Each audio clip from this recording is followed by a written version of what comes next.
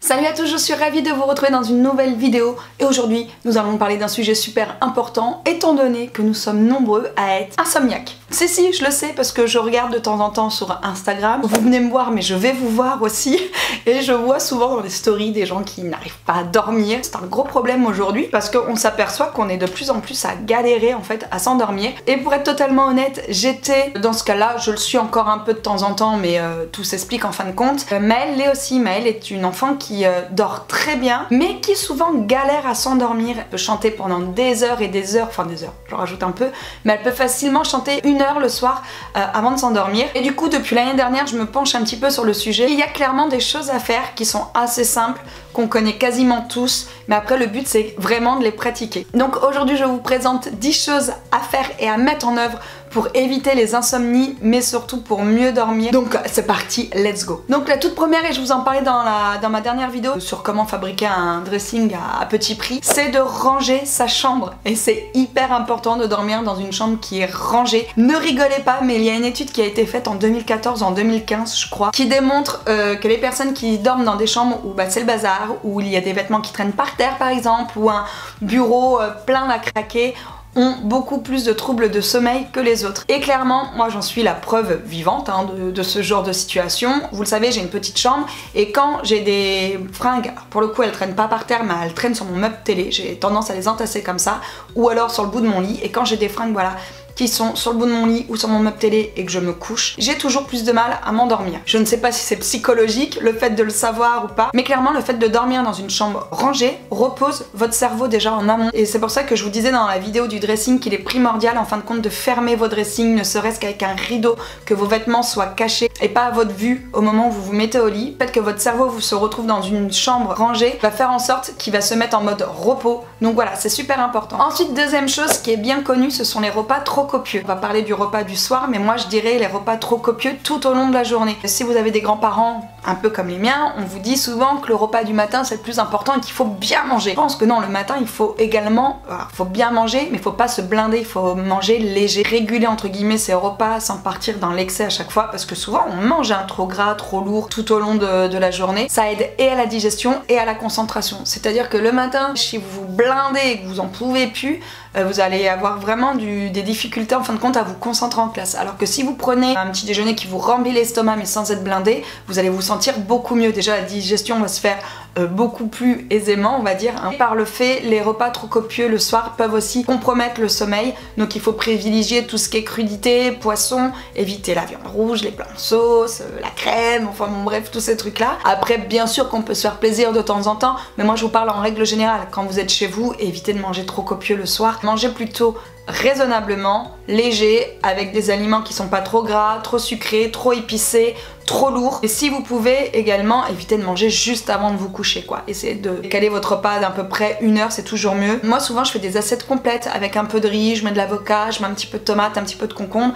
et ça fait notre repas du soir. Voilà, ça nous cale bien, c'est un bon repas bien complet. On sort pas de table en se disant ah j'en peux plus. Ça permet en fin de compte une meilleure digestion et d'aller se coucher sans être ballonné. Ensuite 3, avoir une bonne hygiène. Là vous allez me dire non mais attends, c'est quoi le rapport avec le sommeil? Tout simplement parce que quand on se couche et qu'on se sent bien, propre, et ben on dort mieux, tout simplement. J'en vois combien encore d'entre vous qui filent se coucher sans se démaquiller? Pour moi c'est juste pas possible. Alors après pour celles et ceux qui sont jeunes et qui ne se maquillent pas encore, ne serait-ce que de se nettoyer le visage, de se passer une crème, déjà rien que ça c'est un vrai confort. Et quand on va se coucher et qu'on est propre, qu'on est frais, clairement ça va aider notre corps à se reposer. Il est primordial d'avoir une bonne hygiène avant d'aller se coucher pour pouvoir dormir correctement, ne serait-ce que pour votre peau déjà c'est toujours mieux. Faites-le et surtout démaquillez-vous. Souvent j'entends ah non moi j'étais trop morte, j'avais la flemme. Moi-même avec un décalage horaire de 12 heures dans les jambes aux États-Unis, j'ai été me démaquiller alors que j'étais au bout de ma vie. Je me démaquille tout le temps et j'insiste tous les soirs auprès de mes filles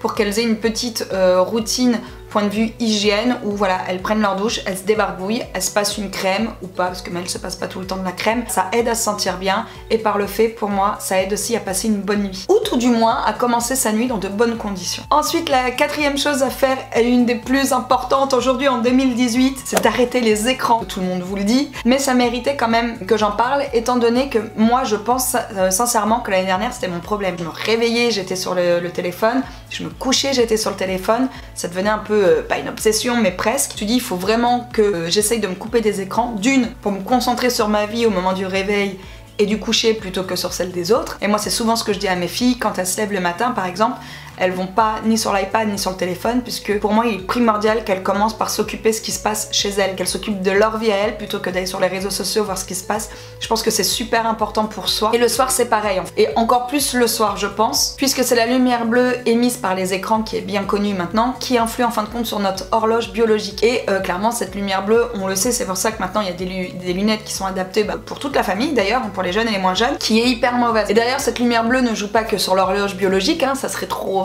simple, elle joue aussi sur l'humeur, sur la vigilance. Clairement elle chamboule un petit peu notre rythme, il faut faire gaffe, franchement on le sait, on est tous trop sur les écrans, c'est une des raisons pour lesquelles mes filles n'ont pas de téléphone, même Laura qui a 12 ans, qui en 5ème n'a pas de téléphone, je vous l'ai déjà dit. Un enfant qui est trop sur les écrans n'a pas le même taux de concentration qu'un enfant qui ne l'est pas. Bon alors Maëlle est loin d'être très concentrée à l'école, donc vous allez me dire des fois ça veut pas dire grand chose, mais je pense vraiment que ça joue et qu'il faut faire attention en fin de compte au cerveau de nos petits, que ça à nous aussi d'en prendre soin et d'éviter qu'ils soient trop en contact, trop souvent en contact avec la lumière bleue. L'année dernière j'avais vraiment des problèmes d'insomnie, je dormais très mal, et il y en a souvent sur Instagram, encore une fois, qui ont des problèmes d'insomnie et qui font des screenshots à peu près toutes les heures en mode tiens il est 2h du mat je dors pas encore, tiens il est 3h du mat je dors pas encore. Quand vous faites vos screenshots vous êtes sur vos écrans, et donc moi du coup l'année dernière je me mettais dans le lit, je ne regardais plus mon téléphone le matin, je mettais toujours mon réveil sur mon téléphone, je l'éteignais, je laissais mon téléphone dans ma chambre, j'allais réveiller Maëlle, je prenais mon petit déjeuner avec elle et tout, je reprenais mon téléphone qu'à 9h au moment où je la m'emmenais à l'école. En l'espace de quelques mois, ma qualité de sommeil s'est vraiment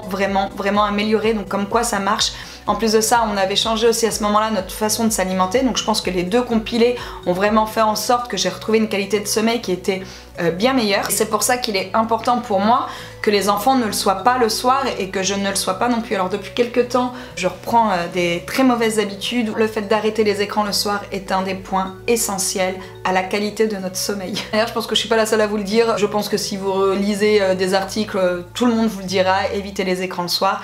Mais faites-le vraiment, c'est juste une question de bonne volonté, un peu comme un fumeur qui arrête de fumer sa clope. Tu vois à quel point on est obsédé avec ces putains d'écrans quand même. Et vous allez voir à quel point la qualité de sommeil est différente. C'est juste un pied d'enfer. Ensuite, 5e point, plutôt que d'être sur les écrans du coup le soir, qu'est-ce qu'on fait quand on se couche mais qu'on n'a pas forcément sommeil ou qu'on n'arrive pas à dormir tout de suite? Eh bien lisez ou alors écoutez de l'ASMR. Alors je sais qu'on n'est pas tous sensibles à l'ASMR. Je connaissais pas du tout l'ASMR, j'ai découvert ça il y a 2 mois suite à la vidéo que j'avais fait 20 ans après où je vous parle et où a priori j'ai une voix extrêmement douce, et il y en a plein qui m'ont dit en commentaire tu pourrais faire de l'ASMR, t'as une voix douce et tout. Je me dis c'est quoi ce truc? J'ai été voir les vidéos ASMR et au début je vous avouerai que j'ai trouvé ça mais hyper space, j'avais vraiment du mal à adhérer. En plus moi les bruits de bouche et tout, enfin je ne supporte pas. Ce sont des vidéos vraiment qui me mettaient assez mal à l'aise. J'ai été lire des articles sur l'ASMR suite à toute cette tendance ASMR. Je me suis dit attends, faut quand même que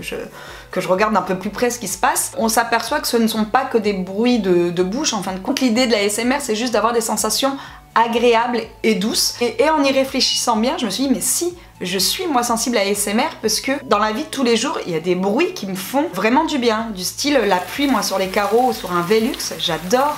Le feu de cheminée, j'adore ça. Laura quand elle chante, ce sont voilà des sons, des musiques douces que j'adore écouter. Et je me suis dit mais si en fait, moi je suis sensible à l'ASMR et est-ce qu'éventuellement ça peut voilà me canaliser, me faire du bien au moment où je m'endors, parce que c'est un petit peu le but en fin de compte, c'est d'essayer de trouver son sommeil. Et avant de connaître l'ASMR, il n'y a pas plus tard, je crois que je vous en avais parlé sur Insta Story de cette soirée là parce que j'avais tellement kiffé, c'était des petits bonheurs moi qui me font kiffer. Il y a un soir où on s'est retrouvés, Laura, Maëlle et moi dans mon lit. Maëlle était en train de me faire un soin du visage, alors moi le truc que j'adore, tu vois, les cotons et tout machin, truc bidule, elle jouait un peu l'esthéticienne. Et Laura à côté avait pris mon téléphone, avait mis des karaokés et elle fredonnait des chansons, en fin de compte, elle chantait. Et je me suis retrouvée dans une bulle mais de bien-être. Je me suis dit mais la ASMR en fin de compte c'est ça quoi. Les bruits de passage de mains sur la peau, les bruits du coton, toutes ces choses là. Et puis d'entendre Laura comme ça fredonner et chanter tout doucement, je me suis vraiment sentie bien. Au-delà de l'environnement, effectivement d'être voilà dans ma chambre avec mes filles, enfin c'était un vrai moment de bonheur. Je me suis dit attendez, il va quand même falloir que je me penche un peu sur le sujet. Et j'ai essayé de chercher donc quelques vidéos ASMR. Il y en a vraiment des bonnes. Alors il faut être sensible, voilà, au bruit. Mais si comme moi, vous aimez la pluie sur les carreaux, si vous aimez entendre le feu de cheminée, même l'orage. Moi l'orage, des fois j'adore entendre l'orage, bon, ça dépend comment il cogne, mais il y a vraiment des bruits auxquels je suis sensible et qui me relaxent en fin de compte. Les bébés sont souvent sensibles à l'ASMR. Moi je me souviens, Laura, quand elle était toute petite, je l'embrassais mais partout, sur tout son visage, donc ça faisait des petits bruits de baiser comme ça, et c'est quelque chose vraiment qui avait tendance à l'apaiser complètement. Quand on chante, quand on fredonne des chansons, des cantines et tout aux bébés, pareil, les bébés ça leur fait du bien. J'aurais jamais cru vous dire ça un jour, vraiment, mais en fin de compte il y a quelques vidéos qui sont sympas, pas toutes, moi il y en a vraiment qui me mettent mal à l'aise et que je supporte pas, mais quand on tombe sur des bonnes, il y en a quand même qui sont assez relaxants et qui, moi, pour ma part, m'apporte un certain apaisement. Après, encore une fois, je pense que vous pouvez trouver, sans parler d'ASMR, des vidéos sur YouTube où justement on entend tous ces bruits de pluie, de feu de cheminée, d'orage, de scintillement. Après, je vous dis, on trouve un peu de tout hein. Sur internet. Il y a des vidéos, moi, limite qui me dégoûtent un peu, mais il y en a quand même quelques-unes qui sont bien faites. Et si en revanche vous n'êtes pas du tout sensible à l'ASMR, lisez. Moi, le nombre de fois où j'ai ouvert un livre et où je pique du nez dessus parce que c'est beaucoup plus apaisant qu'un téléphone, qu'une tablette ou qu'un ordinateur. C'est hyper important, même pour les enfants, la lecture est tellement importante d'un point de vue ne serait-ce qu'orthographe. Moi, Laura et Maëlle, la plupart du temps, alors tout dépend si on est à la bourre ou pas, s'il y a sport ou pas, mais il est primordial qu'elles se mettent dans leur lit et qu'elles lisent un peu. On l'a toujours fait depuis des années. C'est beaucoup plus adapté à nos petits qu'un téléphone, encore une fois. Ensuite, sixièmement, pour bien dormir tout au long de l'année, et ça c'est hyper important, et pareil, ça je l'ai mis en place l'année dernière, surtout pour moi, parce que les filles c'est plus ou moins le cas, mon mari aussi, mais alors moi c'était complètement freestyle, c'est de réguler son sommeil, c'est-à-dire se coucher et se lever plus ou moins aux mêmes heures toute l'année. J'évite maintenant de me coucher à 2-3 heures du mat, même quand j'ai du mal à dormir. En fin de compte, j'essaie d'aller au lit, mais je dors beaucoup mieux hein, que l'année dernière, vraiment. Vous voyez comme quoi quand on applique un petit peu toutes ces choses, on arrive à récupérer un sommeil à peu près normal. Mais clairement maintenant, je ne traîne plus ni devant la télé, ni devant une série, ni sur l'ordinateur en semaine, c'est mort. J'essaie vraiment de me coucher tout le temps aux mêmes heures. Et en même temps que mon mec, ce qui n'était pas tout le temps le cas. Donc voilà, c'est là où ça devient un peu grave. Je pense que Maëlle, quand elle a du mal à dormir, c'est souvent après le week-end, parce que alors là c'est freestyle complet, on se couche tard, on regarde des séries et tout. Et en plus, comme c'est des grosses dormeuses toutes les deux, elles peuvent dormir jusqu'à 11h, midi, ce qui n'est pas forcément très bon. Donc maintenant on essaye de les réveiller, même Laura me demande en fin de compte de la réveiller et de pas la laisser dormir, parce que après le soir elle a du mal à s'endormir. Il est important de réguler son sommeil, essayez de vous coucher à heure fixe en fin de compte, et de pas vous lever trop tard en règle générale, pour garder un rythme de sommeil en fin de compte qui convient à votre corps et qui va surtout vous aider à vous endormir plus rapidement. Ensuite, septième point à prendre en compte, et ça je vous en avais déjà parlé sur la vidéo de la phobie de l'avion que j'avais fait avec Maëlle, c'est d'éviter de regarder les infos. Alors là, il y en a encore qui vont me dire c'est quand même fou de dire ça. En gros, on m'avait dit ah donc Maëlle n'est pas au courant de ce qui se passe dans le monde. Bien sûr que si, parce que je pense que c'était à nous, voilà, de discuter avec eux et de leur expliquer ce qui se passe quand il y en a vraiment besoin. Et les informations sont d'une telle violence, je trouve, pas tout le temps, mais en règle générale, il y a quand même pas que des bonnes nouvelles entre les catastrophes naturelles, les attentats, enfin bon bref, moi je trouve que c'est des images qui sont assez choquantes, notamment pour les enfants et même pour moi. Je suis quelqu'un d'assez sensible, je pense. Il suffit que je regarde des mauvaises infos, je peux en cauchemarder, vous voyez. Si vous pouvez zapper les infos, surtout pour les petits, eh ben faites-le. Ça vous empêche pas de lire la presse, de lire un journal. Si on peut éviter, voilà, de se polluer l'esprit, parce que je pense qu'on ne nous montre pas que des bonnes choses. Moi je vous le dis, les infos, ça me perturbe et j'arrive à comprendre que ça puisse perturber aussi un enfant, un ado. Essayez, si vos enfants ont du mal à dormir, moi je l'ai fait pour Maëlle et ça a été un vrai changement. Ensuite, huitièmement, dormir dans une chambre fraîche. Et ça c'est hyper important, puisqu'aujourd'hui on surconsomme un peu tout de toute manière, même l'énergie, c'est un peu con. Je dis ça mais je suis une grosse frileuse. Mais voilà, il vaut mieux se couvrir avec une couette, une couverture si besoin, mais ne surchauffez pas vos chambres d'un point de vue écologique déjà d'une, d'un point de vue santé, parce que pour tout ce qui est circulation, organisme et tout, c'est pas forcément bon. Et puis vous allez voir, votre sommeil sera beaucoup mieux. Si c'est le cas, baissez et vous allez voir à quel point vous allez mieux dormir, c'est sûr.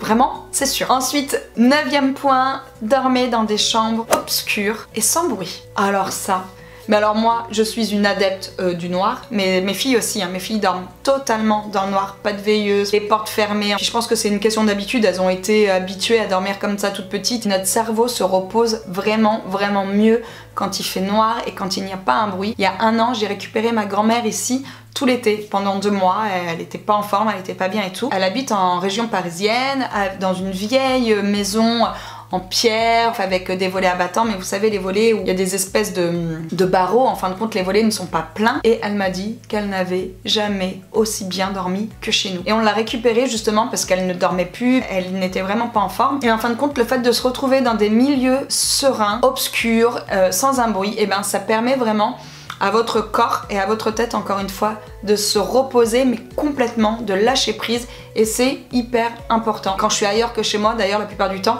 je dors très mal à cause de ça, parce que je me retrouve rarement vraiment dans le noir, ou alors il y a du bruit, et moi j'ai besoin en fin de compte de cette bulle de sécurité, de bien-être pour me reposer en fin de compte. C'est quelque chose vraiment qui est primordial à mon sommeil. Le corps se repose davantage en fin de compte quand il est dans l'obscurité totale. C'est d'ailleurs pour cette raison-là qu'on n'a jamais mis, enfin que j'ai jamais mis une veilleuse à mes filles, et que je les ai toujours habituées à dormir totalement dans le noir.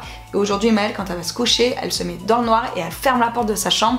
Elle veut être vraiment pareil dans sa bulle. Laura a tendance à laisser sa porte ouverte, mais elle c'est pour laisser rentrer son chat pour qu'il puisse la rejoindre la nuit.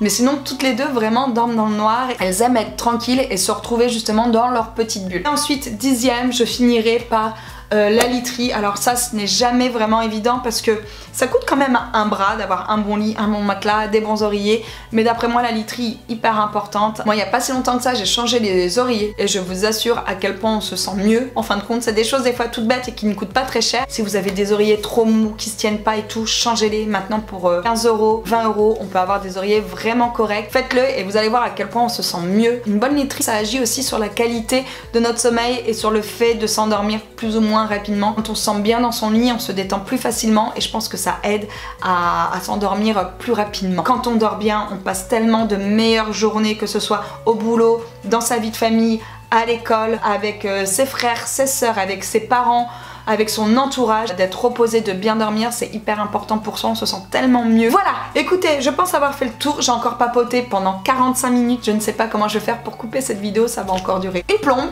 J'espère que cette vidéo vous aura plu, dites-moi si ce genre de vidéo vous plaît. Je vous fais des gros bisous et je vous dis à bientôt.